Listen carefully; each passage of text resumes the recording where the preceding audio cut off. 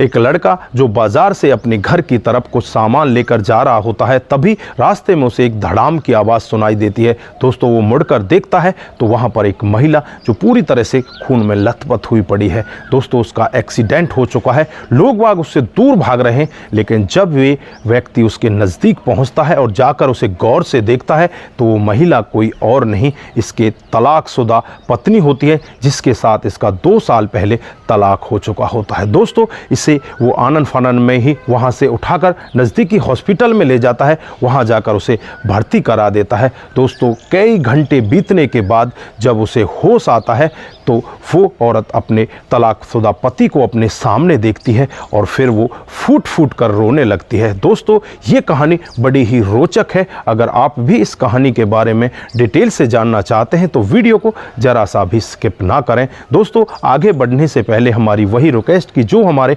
Channel के साथ नए हैं कृपया करके चैनल को फॉलो कर लीजिए, बेल आइकन को ज़रूर प्रेस करिए, जिससे कि हमारा हौसला बढ़ता रहे और आगे की अपडेट आपके साथ आती रहे। नमस्कार, जय हिंद। आप देख रहे हैं APH न्यूज़ राहुल रावत के साथ। तो दोस्तों आज की जो घटना मैं आपको बताने जा रहा हूं एक पति और पत्नी की है।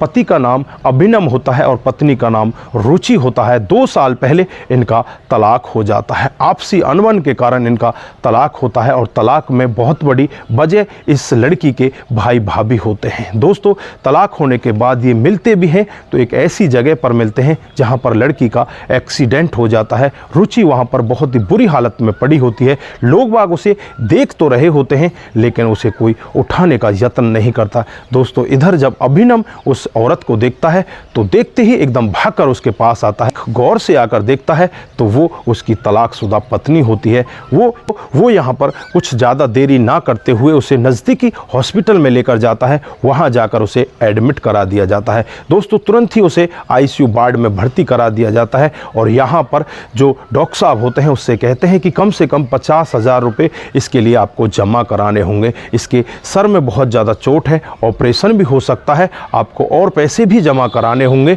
तो यहाँ पर वो लड़का कुछ सोचता नहीं है, ज़्यादा कुछ सोचे बगैर वो अपने दोस्त को फ़ोन करता है और उससे कहता है कि दोस्त फटाफट 50,000 रुपये लेकर जल्दी से आ जाओ। जो उसका दोस्त होता है 50,000 रुपये लेकर हॉस्पिटल में पहुँच जाता है। इधर इस लड़की रुचि के भैया भाभी को भी पता चल जाता है, वो भी हॉस्पिटल में भागकर पहुंचते हैं और सामने जब इस लड़के यानी कि इसके पति को देखते हैं जिसके साथ 2 साल पहले तलाक हो चुका होता है, उसे देखते ही उनके मन में और जिज्ञासा जागने लगती है कहीं ऐसा ना हो इसने बदला लेने के लिए इसका एक्सीडेंट करा दिया हो। उसके बाद दोनों भैया और भाभी उस लड़के अभिनव को गाली देने लगते हैं और उससे कहने लगते हैं कि तूने जो किया वो अच्छा नहीं किया, तूने बहुत ही गलत काम किया है। यहाँ पर अभिनव कहने लगता है कि मैंने कोई गलत काम नहीं किया। तो लड़की होती है रुचि, उसको भी होश आ जाता है और भैया भाभी की इस तरह की बातें सुनते सुनते वो भी परेशान हो जाती है, अपने कानों पर हाथ रख लेती है और कहने लगती है कि भैया भाभी तुम परेशान मत करो, इसने कोई गलत काम नहीं किया, इसने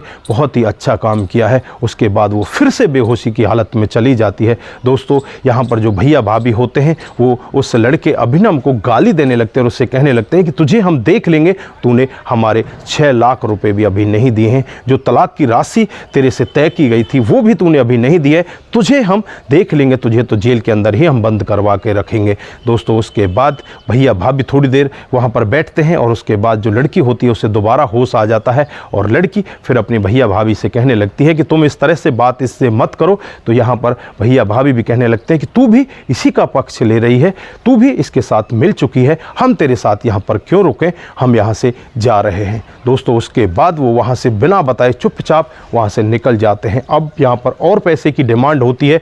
जो लड़का यहाँ पर होता है अभिनव, वो और पैसे का इंतजाम करता है और उस लड़की के लिए वो पैसे लगाता रहता है। दोस्तों यहाँ पर जो लड़की होती है अभिनव को देखकर अपनी आंखों में आंसू भर लाती है और उसके पैरों की तरफ हाथ लेकर जाती है और कहने लगती है कि मुझे माफ़ कर दो, मुझसे बहुत बड़ी गलती हो गई, मैंने अपने भैया भाभी की बातों में आकर अपने इतने अच्छे घर को बिगाड़ दिया। अगर मैं पहले ये सब जान जाती तो मैं ऐसा नहीं करती। मुझे पता है कि भैया भाभी के साथ रहना कितना बड़ा कठिन है, मैं उनके साथ कैसे रह रही हूँ। यहाँ पर वो रोती हुई इस तरह का वाक्य कहने लगती है। उसके बाद जैसे ही थोड़ा समय और बीतता है, उसका पूरा इलाज हो जाता है और उसको डिस्चार्ज कर दिया जाता है। दोस्त लड़की होती है रुचि, वो उस अभिनव से कहने लगती है कि मैं तुम्हारे साथ जाना चाहती हूँ, क्या मुझे आपने माफ़ कर दिया, क्या आप मुझे अपने साथ ले जा सकते हो। तो यहाँ पर वो कहने लगता है कि मैं ऐसा कैसे कर सकता हूँ, आपने तो तलाक ले लिया है और मैं दिहाड़ी मजदूरी करता हूँ और मेहनत करके मैं आपके 6 लाख रुपए भी दे दूंगा।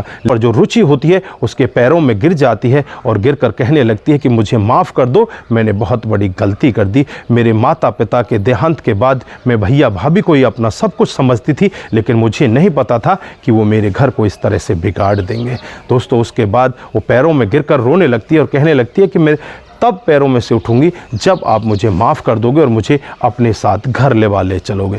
दोस्तों ये लड़का भी यहाँ पर गदगद हो जाता है और उसे उठाकर अपने गले से लगा लेता और कहता है कि मैं तो कभी भी नहीं चाहता था और ना मैंने पहले चाहा था कि तुम मुझसे कभी जुदा हो जाओ। मैं तो तुम्हें अपने घर लेकर ही रखना चाहता था, लेकिन तुमने ही ऐसा किया था। फिर से पत्नी रोने लगती है और कहने लगती है कि अब मुझे माफ़ भी कर दो। उसके बाद फिर दोनों वो चुपचाप अपने घर चले जाते हैं और घर में बड़ा ही खुशियों का माहौल होता है। इधर जो भैया भाभी होते हैं तरह तरह की बातें बनाने लगते हैं और इधर इस लड़की के पास फ़ोन करते हैं तो लड़की फ़ोन पर एक ही जवाब देती है कि यहाँ पर तुम्हारा कोई भी नहीं है, दोबारा यहाँ पर फ़ोन मत करना। दोस्तों इस तरह का जवाब जब भैया भाभी सुनते हैं तो उनके पैरों तले ज़मीन खिसक जाती है। वो भी समझ जाते हैं कि अब ये लड़की तुम्हारे पास आने वाली नहीं है। दोस्तों ये जो कदम इस लड़की ने अब उठाए थे, अगर ये पहले ही उठा लेती तो इसका घर नहीं बिगड़ता। बिगड़वाने में सबसे बड़ा जो हाथ होता है उसकी भाभी का होता है। वो बार बार उसको फ़ोन करती